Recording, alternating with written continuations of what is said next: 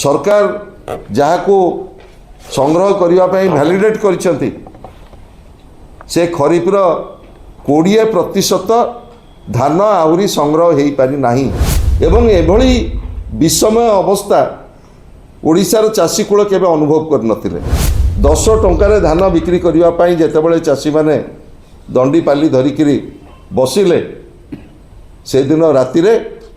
11,000 token छड़ागला। Jio tag एवं satellite सर्वे ना रे जोटी धान होईची ताकू मध्य काटी दियागला एवं ओडिशार चाषी कूलर कष्टलब्ध परिश्रम एवं उत्पादन फल रे ओडिशा भारत वर्षर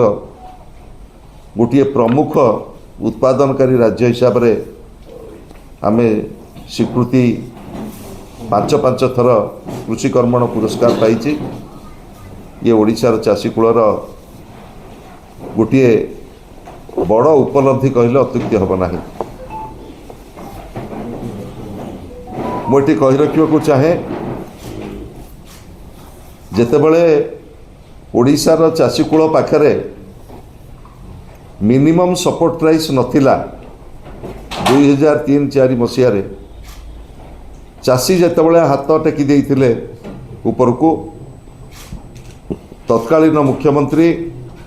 श्रीयुत नवीन पट्टनायक नेतृत्व रे केंद्र सरकार सहित एमओ करागला एवं ओडिशा केंद्र सरकार सहित विकेंद्रीकृत धान संग्रह व्यवस्था रे आमे अनुबंधित हेले। ता परवर्ती समय रे ओडिशार चाषी कूल को मिनिमम सपोर्ट प्राइस मिलिला एवं उत्पादन मध्य आशातीत भाव में वृद्धि पाइला। आपण माने जानिछंती भारत वर्षर खाद्य भंडार को ओडिशार चाषी कूलर कष्टलब्ध उत्पादन फल अभिवृद्धि फल 5 थर आमे कृषि कर्मण पुरस्कार पाइले एवं सारा भारत वर्ष रे आम राज्य नवीन बाबू नेतृत्व रे तृतीय उत्पादनकारी राज्य हिसाब रे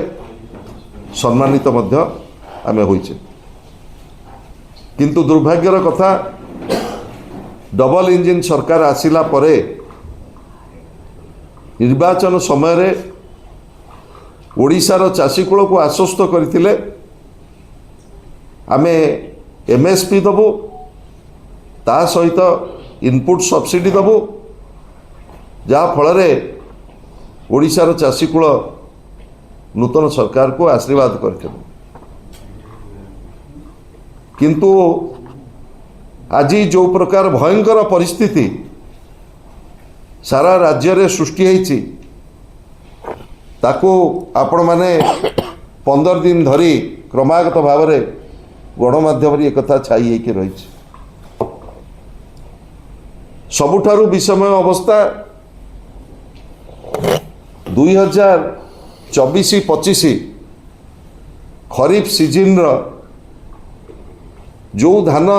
उत्पादन होईची सरकार जहाको संग्रह करने भैलीडेट कर से खरीफ्र 20% धान आहरी संग्रह हो पारि नाही एवं रबी धान मध्य संपूर्ण भाव में संग्रह हो पारि नाही। 2024-25 20% जो धान उठी पारि नाही से जिला गुड़िकर मु तालिका आपण मानक दौची गजपति ढेंकानाल गंजाम कंधमाल कोरापुट मालकानगिरी नवरंगपुर नयागढ़ एवं पुरी 2024-25 आमर खरीफ सीजन आपण माने जानिबा को मु कहूची आमर गोटे सीजन खरीफ एवं रबी 2024-25 बर्तमान आहुरी 20% धान संग्रह है नहीं एवं रबी मध्य संपूर्ण भाव में संग्रह है नहीं। बर्तमान आम 25-26 खरीफ सीजन के आसिले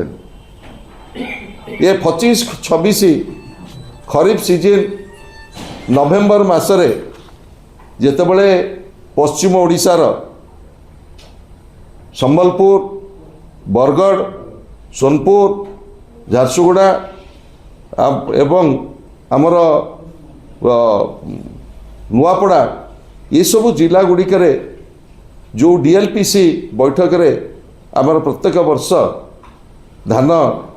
नवेम्बर मासरे जो डीएलपीसी करा जाए ताकू मध्य बढ़ई देकरी नवेम्बर जगह डिसेम्बर करागला एवं एभली विषमय अवस्था ओडिशार चाषी कूल केबे अनुभव कर नथिले। वर्तमान गला नवेम्बर 28 तारिख दिन संबलपुर रे धान संग्रह करिया पई सरकारी भाव में व्यवस्था करागला एवं ता पूर्व दिन राति 12टा सुधा चाषी मान को टोकन दिगला नहीं। 12 तारिख दिन पश्चिम ओडिशार चाषी कूल चका जाम कले एवं 17 तारिख दिन संबलपुर जिलापाल ऑफिस मध्य घेराव कले एवं सेठी एंटायर संबलपुर सहर रे 10 टंकार धान बिक्री करने जितेबाला चाषी मैंने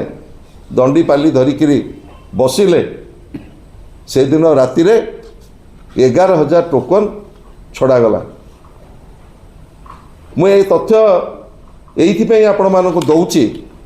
जे वर्तमान प्राय 11टी जिले में सरकार घोषणा करथिले मंडी खोला हला बोली घोषणा करथिले मध्य एपर्यंत धान संग्रह आरंभ ही नहीं। प्रत्येक क्षेत्र में आज सरकार विफल होइछन। वर्तमान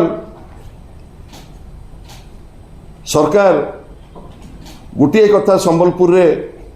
एवं पश्चिम ओडिशा रे करछंती जे आमे 100 क्विंटाल चाषी मानकठू किणिबु। आपण तो कहिले चाषी माने रजिस्ट्रेशन करिवे समस्त बड़का बिक्री योग्य धान सरकार ग्रहण करिवे पुणी 100 क्विंटाल सिलिंग कौन एवं द्वितीय कथा जिओ टैग एवं सैटेलाइट सर्वे ना रे जोठी धान हेइछि जेतेबेले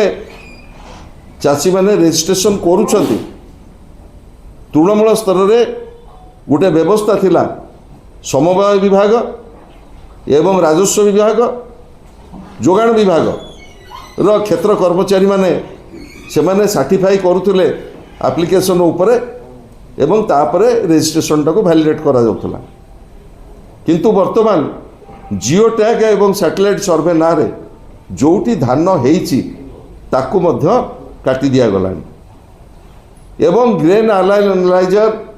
एफएक्यू एई भली कथा सब आरंभ करा जाय तमे एफएक्यू मानर धान दियो ग्रेन एनालाइजर मान माध्यम रे धान आमे किणिबु एसबू सहित आउ गोटे विषमय परिस्थिति चाषी पाखे सृष्टि करा जायछि। चाषी जेतेबेले घरू आनिकरी मंडी रे धान पहुँचुछि ताकू किछि गाड़ी भड़ा दिया जाए प्रथम थरक पई सेथुरु मध्य ओडिशार चाषी कूल वंचित।